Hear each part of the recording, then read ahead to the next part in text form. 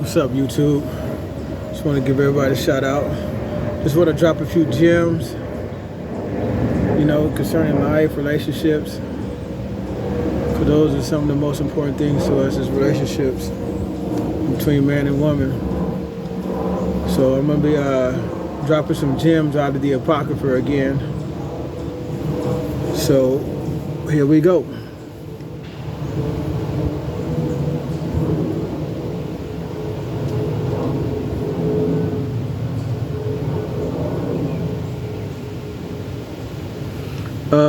Ecclesiasticus chapter 32.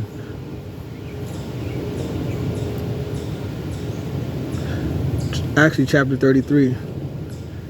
A man of understanding trusteth in the law, and the law is faithful unto him as an oracle. So, I'm a big believer of dealing with people who have principles, who have a code of conduct. And if a person don't have a code of conduct, then you don't know how they will respond to you behind closed doors, in personal matters, and all that. Everybody may not be as deep as you may be, but they got to have some type of code of conduct. You ask them where you get your code of conduct from. Where do you get your constitution and the way of living? Some people may be Muslim, Christians, Israelites, Hindus. All those things are good because they're leading you to an enlightenment of peace. And then there's different levels to it. So I personally like to deal with people who have some type of code of conduct and are practicing it, and especially something that can be passed down. Sometimes people will be like, I'm spiritual, and they have children and all that type of stuff. Is what you call spiritual something that you can pass down? If you pass away, will your children be able to duplicate the fundamentals that you've learned, that you go by? Will they be able to orchestrate it and explain it? Or are you just so spiritual that your ideas just come from the clouds and we just have to accept that? So I think a person's way of thinking doesn't have to be the exact, but it must be duplicatable if it's working. It's got to be duplicatable. If not, then it's just hogwash, if you ask me. But I just want to go over a few precepts regarding relationships. This is Ecclesiasticus chapter 26, verse 1. Blessed is the man that have a virtuous wife, for the number of his days shall be numbered. A virtuous wife, a woman who has virtue, okay? Where does she get her virtue from? Where does she get her blueprint of virtue? Because I've met women who say, I grew up in the church and couldn't quote a scripture to save their life. So the fundamentals, the mind frame, where's her virtues from? Can her virtues be tested? You gotta consider that. What makes her virtuous? A virtuous woman rejoices in her husband, and he shall fulfill his years of his life in peace. So if you have a virtuous wife, then her delight is in her husband. And his life is full of peace. Not arguing, not stressing. She's considering him, guiding him in peace. And that man is very, very lucky that he had made the time to vet this woman, to investigate her, to make sure that she actually is a virtuous woman. And now she provides him a peace where he can get off work and not have to argue, not have to debate, not have to constantly explain himself. It's a virtuous woman. Verse 3, a good wife is a good portion which shall be given in the portion of them that fear the Lord. So if you don't fear the Most High, you're not going to get a good wife. A good wife is not even going to even consider you. She's like, nah, you wicked, you evil, you selfish, you're foolish, you're ignorant. You're not going to be able to obtain that type of woman unless you're walking in truth. You're walking in a level of enlightenment where a good woman will feel that it's safe. You know, in this world, you got all these women who always, riding the carousel. Those are not good women. They might look like it. They might even have the costume on. But fundamentally, they're not good women. Because a good woman is not going to just expose herself to the possibilities of evil. She's going to guard herself and protect herself. A good wife is a portion in which shall be given unto a portion of them that fear the Lord. So the Most High is going to make sure that the angels line things up so that they can meet. Most High is the absolute matchmaker. Whether a man be rich or poor, if he have a good heart towards the Lord, he shall at all times rejoice with a cheerful countenance. So you can tell a person who's got a good heart towards the Lord. I met a guy the other day at Lowe's yesterday. Just cheerful person, just a really good person. Made small talk. We was talking about stuff that didn't even have anything to do with Lowe's. And just a cheerful person. A lot of us don't realize that we are all influenced by entities, whether they be righteous entities or wicked entities. And of course a lot of people can put on for camera, put on in your presence. But you could tell when a person has peace. A person has a connection with the Most High. They have a certain peace, they have a certain level of joy, And then you could tell people who are fronting, the spiritual people. The spiritual people are fronting, and you never see them smile. You will hear them say they just got this, they just bought that, just had this experience, and they don't even smile. They don't even convey joy. So you're like, dang. Just things that make you say,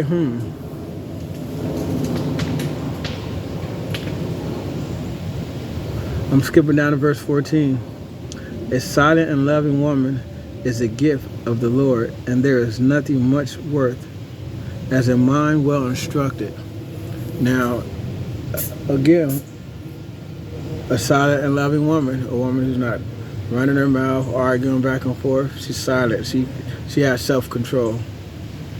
She has self-control, and the scriptures are saying that type of mind that's well instructed. What is it instructed? It's instructed because she's making time to meditate, to read, to elevate herself. You just don't come out the womb and just all of a sudden know how to be a wife. You have to study and learn what it means to be a healthy, peaceful, and loving woman and a wife. So she's well instructed. She's well instructed by her husband, because she can't come into the situation and be like, oh, I know what all men want. I know what men want. And, every man is different. So she's learning to take instructions from her husband and learning what is important to him. She cares to know, instead of just thinking like she know it all. She's being custom and tailor-made, and that's exactly how it's supposed to be. But unfortunately, in this day and age, it's not normally like that. But a righteous sister, a righteous woman is going to make the time to get to know her husband and what he requires out of her, because she delights and she's been waiting for that. She doesn't behave like, oh, men come a dime a dozen. She don't have that vibration, because if she did, then she can care less. You know, males come a dime a dozen. You get all kind of wicked type of men that will be thirsting for you. And that righteous woman, she understands that. But when she come across a righteous man, like, she's like, okay, let me put in the work, the necessary putting in the work. Let's see what else we got in here.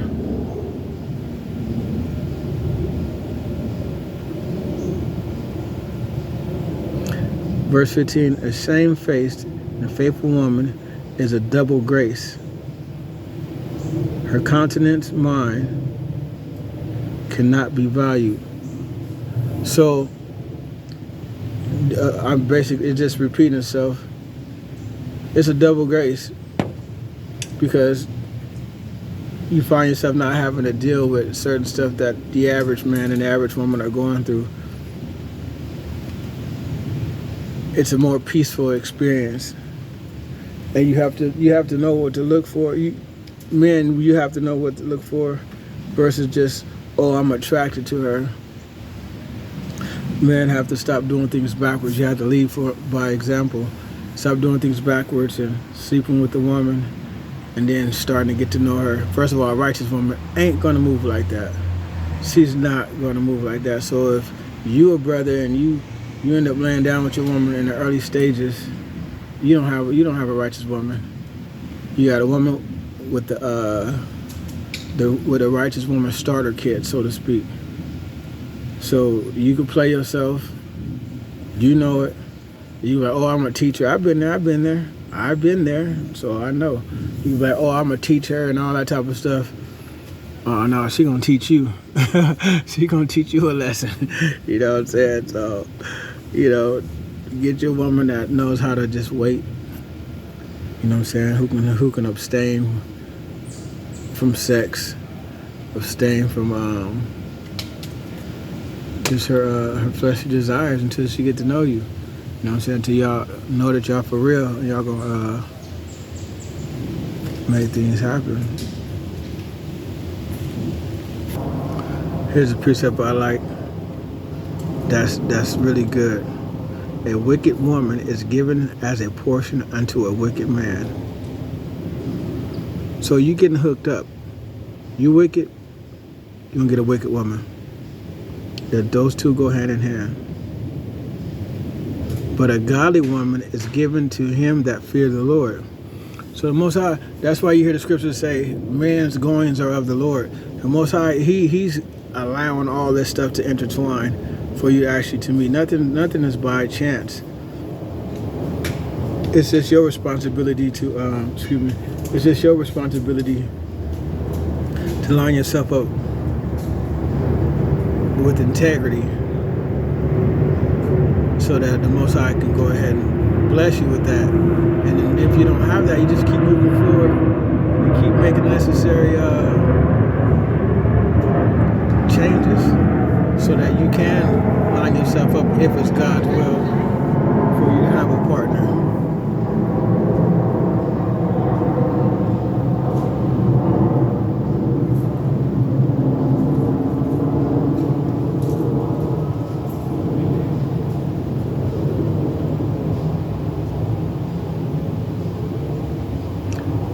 A dishonest woman contendeth shame, but an honest woman reverence her husband. A dishonest woman, she's gonna always cause shame. You know what I'm saying? She didn't. What did she do? She didn't reverence you. You asked her to do this. You asked her to do that, and it just. You know, you like, hey, we're gonna spend this money on this bill right here this month, and then we'll take care of it. You have a plan, you have it mapped out, and then she totally does something else, and now it messes you guys up as a family. And you're like, man, if you would have just listened. And it's like she doesn't really care. She's like, you'll figure it out. That's a wicked type of woman. You know what I'm saying? You don't want that. You don't want that. You don't get into a level of compromising where that you get into a relationship with women, or a woman where that you end up starting to compromise. She know that. She know you love her or you care about her so much where like she gets to run laps over you because you never was the type that would, hold it down. You know what I'm saying? So or put your foot down. Why? Because you were weak. You compromised, so you inherited a weak woman who would also compromise. Let me see, where was I at?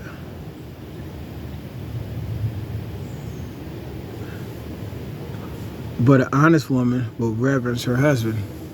An honest woman. What's that look like? If you're an honest man,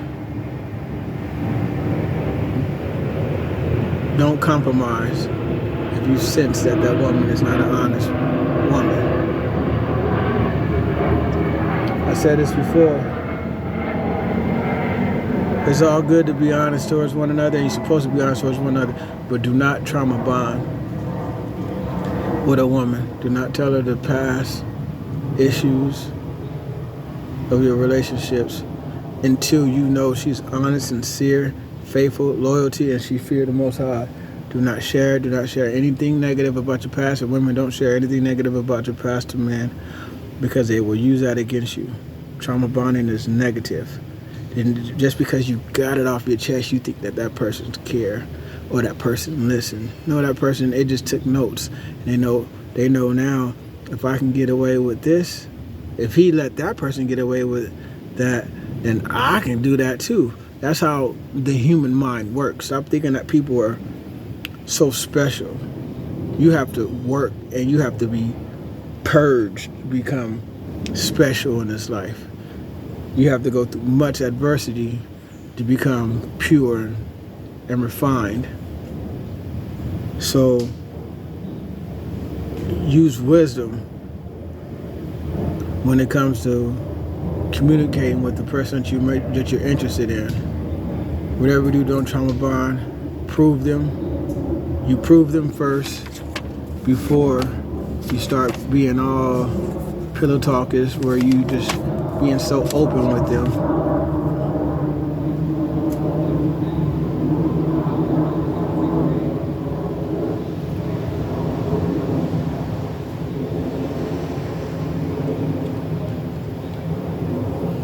Let's say, look at this scripture right here.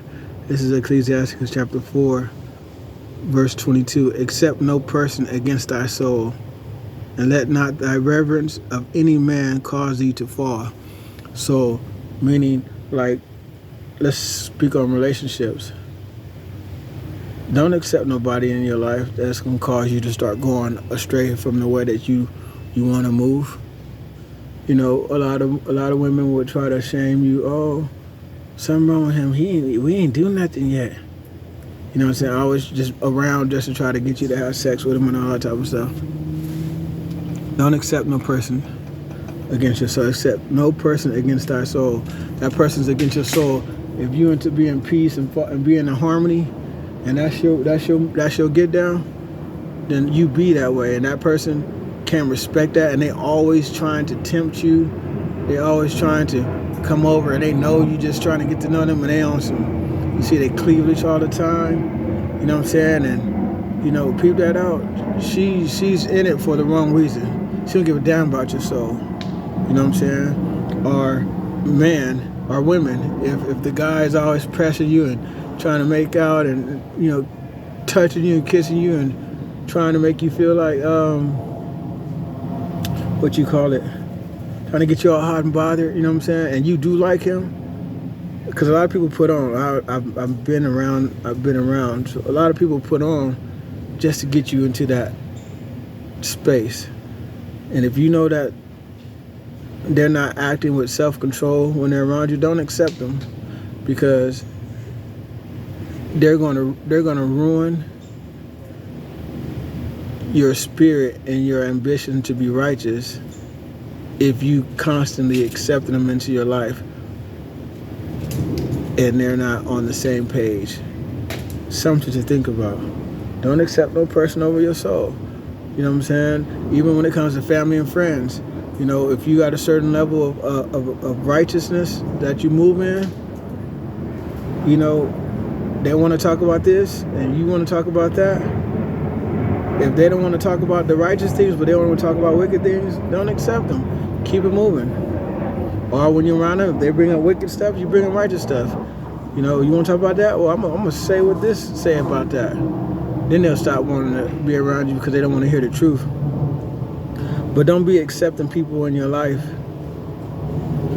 that causes you to compromise. You have to learn to just wash your hands and keep it moving. And constantly put yourself in a position to keep meeting more people. Don't be like, oh, when I'm going to meet somebody else, go out and meet somebody else. Go painting, go hiking, go for a walk. Just go put your, first of all, ask the Most High to guide you. When you get ready to go sleep, pray to the Most High give you wisdom for the next day. And the new ideas that you decide to do, boom, you go do them. Oh, I'm going to go to this store now, or I don't feel like driving, but I don't know why this store's in my mind. Go. And do it for yourself. Don't do it for the intention of meeting somebody, because then different spirits can manipulate you from that. Then you can be like, oh, this might be the guy. Then you put this in your mind. Oh, this guy's nice. This cashier is nice. Or this guy was in the line. He was nice. He paid for my coffee or whatever. No, kind of relax. But just go and learn to enjoy yourself. And just use wisdom. You know what I'm saying? Don't get so full of anxiety.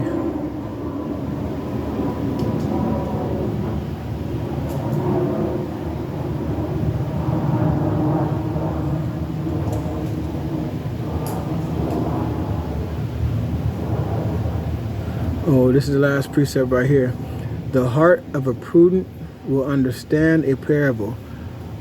When you hear the word heart in the Bible, the word heart means the mind. So the mind of a prudent will understand a parable. So a parable could be similar to giving you an example of things, but using, dogs as an example, or a bird. Excuse me. And an attentive ear is the desire of a wise man.